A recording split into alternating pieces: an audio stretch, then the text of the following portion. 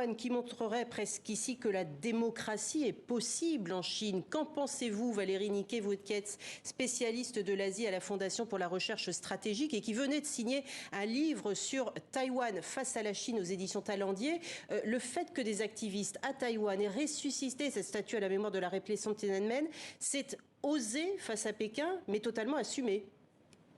C'est oser, mais c'est aussi pouvoir le faire, puisque Pékin ne contrôle pas Taïwan, que Taïwan est une démocratie, et que donc ce genre d'action est tout à fait légal et possible à Taïwan, et démontre un peu plus le caractère extrêmement démocratique de cette île par rapport au continent, et surtout, hélas, par rapport à Hong Kong, qui était une petite bulle de semi-liberté dans l'espace chinois depuis 1997, mais depuis que la Chine a imposé un contrôle extrêmement strict et une nouvelle loi de sécurité nationale, et bien cette marge de liberté qui existait encore à Hong Kong, où il y avait tous les ans des manifestations commémorant le massacre ou se souvenant du massacre de la place Tiananmen, eh bien ça ne peut plus avoir lieu aujourd'hui à Hong Kong.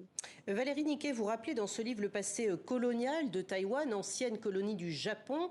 Sur quel fait historique la Chine aujourd'hui peut-elle prétendre avoir un droit sur l'ancienne Formose ? Alors effectivement, sous l'empire des Qing, le contrôle chinois était très peu affirmé à Taïwan, mais Taïwan faisait partie de cet ensemble au même titre que le Xinjiang, le Tibet, la Mandchourie, qu'on considérait comme faisant partie de l'empire des Qing, mais avec un contrôle qui n'était quasiment inexistant et qui a duré assez peu de temps puisque dès la fin du 19e siècle, comme vous l'avez dit, l'empire des Qing, qui attachait assez peu d'importance à Taïwan, a cédé l'île en colonie au Japon après la défaite face à l'Empire nippon et après le traité de Shimonoseki. Donc en fait, c'est depuis 1947, en gros, que la Chine, 1945, pardon, que la Chine a une emprise. Voilà, effectivement, et surtout, pendant la Deuxième Guerre mondiale, la République de Chine, qui à l'époque contrôlait l'ensemble de la Chine, a fait des demandes sur Taïwan. C'était relativement nouveau, Taïwan intéressait peu, et effectivement, après la défaite japonaise, en 1945, Taïwan a été rendu à la République de Chine et ensuite conservé par cette République de Chine qui est toujours installée à Taïwan alors que les communistes ont pris le pouvoir, eux, en 1949. Donc c'est devenu le refuge, en quelque sorte, de la République de Chine. Forcément, un parallèle se fait avec ce qui se passe en ce moment en Ukraine. Vous-même, vous en faites l'analyse dans votre livre.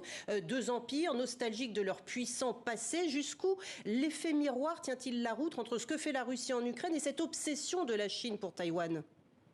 Alors, ce qui est vrai, c'est qu'il y a une sorte de même motivation des deux côtés qui est de refuser l'émergence dans un espace qui est considéré comme faisant partie de la Russie ou faisant partie de la Chine d'un régime démocratique. Et ça, c'est le principal point commun. On voit que l'Ukraine se tournait de plus en plus vers l'Europe, vers une démocratisation plus accentuée qu'en Russie.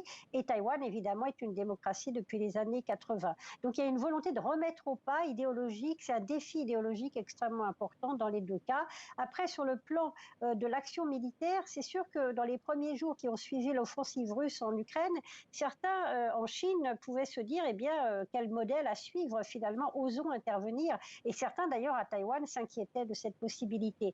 Ensuite, en voyant les difficultés auxquelles fait face la Russie et quel que soit le résultat dans le Donbass par exemple, je pense que cette idée que conquérir Taïwan serait extrêmement simple pour l'armée populaire de libération a été remise en cause par les dirigeants chinois et je ne pense pas que si Xi Jinping voulait se lancer dans une politique très aventuriste de conquête ou d'aventure militaire, il serait suivi par l'ensemble du Parti communiste chinois.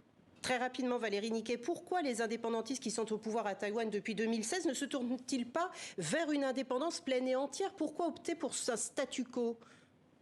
Parce qu'ils sont raisonnables, comme beaucoup de démocraties, et ils ne veulent pas provoquer inutilement la Chine. Taïwan est indépendante de fait, mais déclarer l'indépendance, ce serait prendre le risque de pousser la République populaire de Chine à faire quelque chose, à intervenir militairement, et les indépendantistes ne veulent pas être responsables de cet engagement éventuel. Merci beaucoup Valérie Niquet d'avoir été avec nous et merci pour ce livre Taïwan face à la Chine.